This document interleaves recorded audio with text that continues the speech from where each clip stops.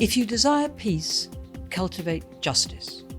This phrase is written into the foundations of the ILO, literally.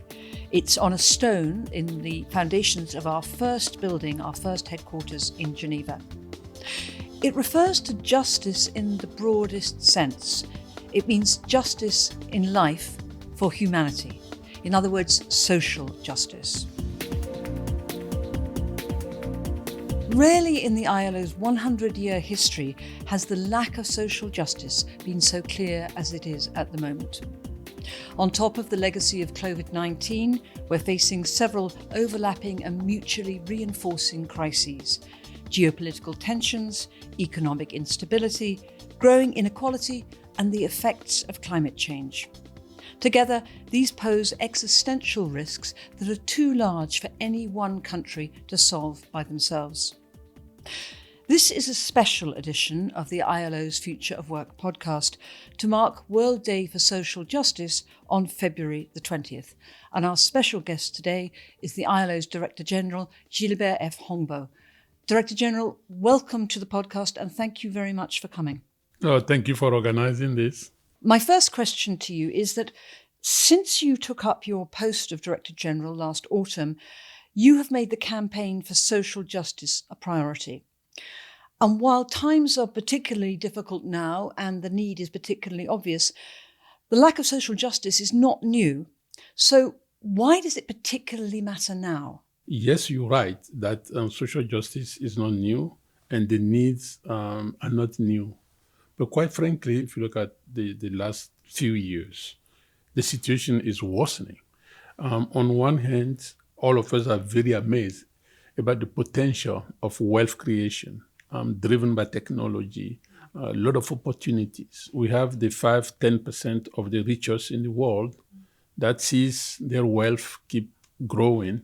Then on the other hand, when you talk about 50% of the world population with zero social protection, you have more than 200 million people, workers, that are remaining poor. Despite 40 hours of work, they cannot secure $1.90 per day. Working poverty, as we would call it, yeah? As ILO will call it, the working poverty, the working poor. So I can go on. And COVID, I remember very well how striking it was when we that were living in this part of the world were vaccinated at the rate of 70%. And when I called my family back home in Togo, the vaccination were maybe at 5%. And it doesn't matter how you want to explain it, facts are facts, that the situation was going worst. This is why, for me, it's important to bring social justice back on the front line. Okay, so let's try and narrow this down a bit. When you talk about social justice, what do you actually mean? Because it's a very broad term and it can mean all things to all men. It's true that it's quite very broad. To be honest, I believe we can spend hours trying to have an agreed definition of social justice, which doesn't exist. There's no international, very specific definition per se. But let's just apply our common sense. For me, the very important thing is really fighting against inequalities, discrimination, ensuring every human being should have same opportunity. Equal access to opportunities for me is quite important in social justice. And therefore, having a decent work and a dignifying work, people are not asking more than that. Having a minimum protection, what ILO will call the protection floors. And for me, it's part of the social justice. Access to water and sanitation, access to education. Having the freedom, the voice to express what one feels, or being willing to work safely. I can go on. In all those dimensions, essentially, we need to ensure that our life, our social contract is really balanced, that we don't create too much inequalities. A lot of the criteria you've just mentioned are actually included in the ILO's normal conversation about decent work. But I think from what you're saying that what you mean by social justice actually goes a little beyond decent work. Essentially, all our work contributes to a better social justice. Let's be very clear. On the same time, social justice goes beyond ILO mandate. This is what I was referring to education. I can refer to health. I can refer to water sanitation. The right to food security is a matter of social justice. So it's important for us to keep in mind that social justice goes beyond ILO mandate. But ILO has to contribute more and, of course, remain focused on its mandate, which will be its contribution to that broader challenge. I mean, I can hear policymakers saying to you, well, yes, there's nothing in what you've said that we disagree with. And social justice is fine and it's a laudable long-term goal. But right now, we've just come out of COVID. We have inflation, which in many places has been in double digits. We have a lot of bills to pay. Not right now. What do you say to them? That will be a big mistake. You see, and this is why we are talking about the coalition, not only to bring others to join ILO, and so ILO need others needs ILO, but every single policy making has to keep in mind, okay, the policy I'm about to make, how does it contribute to a better social justice? If we miss it, you can have great economic growth, yet you have people on the streets. This is what you're talking about, human-centered policy making. Exactly. As you say, rather than having fantastic financial figures from the stock markets, when, as you say, you have growing inequality. No, having fantastic financial figures is important for us to create wealth. It's important for us to generate jobs. It's important for us to make progress in just transition, in tackling the climate challenge, etc. My point is, what's the value of making those financial progress just to end up by fueling 5% of the richest and having the majority of people still in the dark? This is why I'm saying that we could combine the two. We have to be very clear. We are not, and we should not think about the economy or the finance as the devil.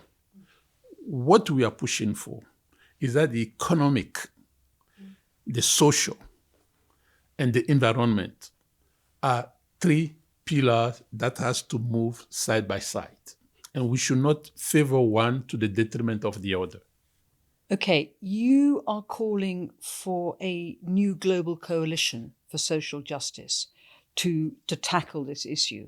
What would be different about this coalition that doesn't already exist with a number of other multilateral initiatives? First of all, let's think about it. Right now, the S of the ESG, the social, the discourse is not at the same level as the economic and the sustainability, the environment. Imagine if in the whole world we can bring the discourse on social justice at the same level as the economic and the environment. That for me will be a big achievement, because right now it's not. Right now the S social is not at the same pace. Why? Why do you think that is? Why has it been sort of neglected? Because we have not prioritized it. It's a big challenge, but I believe we all know, you said it at the beginning, the risk for us is whether we want peace or not. Peace as opposed to conflict. Exactly, and social peace, that mean I'm not talking about natural disaster or political conflict. Socially speaking, if we do not cultivate a better social justice, you will end up with more social unrest. That one, we know it. If you desire peace, cultivate justice. So this is one big objective: bring the discourse at the same level. Secondly, as I've said, social justice includes ILO, but goes beyond ILO. So you need to create the synergy, so that we are planning to. Our research department will be producing a report, the state of the social justice in the world. That will help each country to compare where they were maybe 3-5 years ago. We're not interested in any kind of comparison between countries, but a country will have enough data to see the progress they are making or to adjust their strategy. The one point that you touched in your question, which for me is very important, a lot of data exists already in the context of the SDGs. So we're not reinventing the wheel. But by bringing all of that touchy social justice together and to be able to see the progress we are making, it seems to me crucial. That also will help us to really be better accountable vis-a-vis social justice. We are not just acting here and there, but what's the impact specifically on social justice? Have you got any specific examples of the kind of things you might want measured? Because it is, of course, a truism that if you want something done, you need to have it measured. Yeah. Once we will have an operational meeting to finalize what are the different pillars on where we're going to focus. Naturally, the 4 branches of the decent work will be there, but I don't want to preempt what the coalition itself will finalize. Once that is defined, I will see each pillar having its own champion, and member states, multilateral and other institutions can choose to focus to be part of a specific pillar. And that specific pillar could decide, okay, in the next 2 years, why don't we focus on social protection? Why don't we focus on access to water and sanitation? Why don't we focus on gender equality and inclusion? And then you can also come up with maybe some dimensions which are not yet measured. Then our statistics department will develop mechanisms to measure that as well. To fill in the holes, yeah. To fill the holes, if any. So who do you see as joining this coalition other than nation states? First of all, I see most of the UN agencies, the financial institution, the Bretton Woods institutions, our social partners, both employers and workers, the civil society, the private sector, plus the IFI. I will see that will be the beginning of the core. I came from Davos again 2 weeks ago. There are a lot of private sectors that are doing great things. I met with one CEO of a major multinational, and they are quite advanced in implementing the concept of living wage. Rather than just a minimum wage, a living wage in all the countries they are operating, not just in Europe. And I met with another CEO where they are really focusing to ensure that in all the places they are working in the world as well, minimum the quota for disabled people is one of the highest. So there are different things that is also going on from the private sector side. So I want to make sure that we can work with them. And obviously, before we engage, we also need to do a minimum due diligence. It sounded like you detected in Davos a fairly major shift in the attitude and approach of the private sector from, say, 5-10 years ago. I would say from, 10 years ago, which for me is quite very encouraging. But, it doesn't mean that everything is rosy. On that, we have to remain alert. Great. DG, I think that is all we have time for today. I'd like to thank you very much for your time and your input in joining us here today. And thanks to you, our listeners, for your time and your attention. For now, let me wish you goodbye, and please join us again soon for another Future of Work podcast.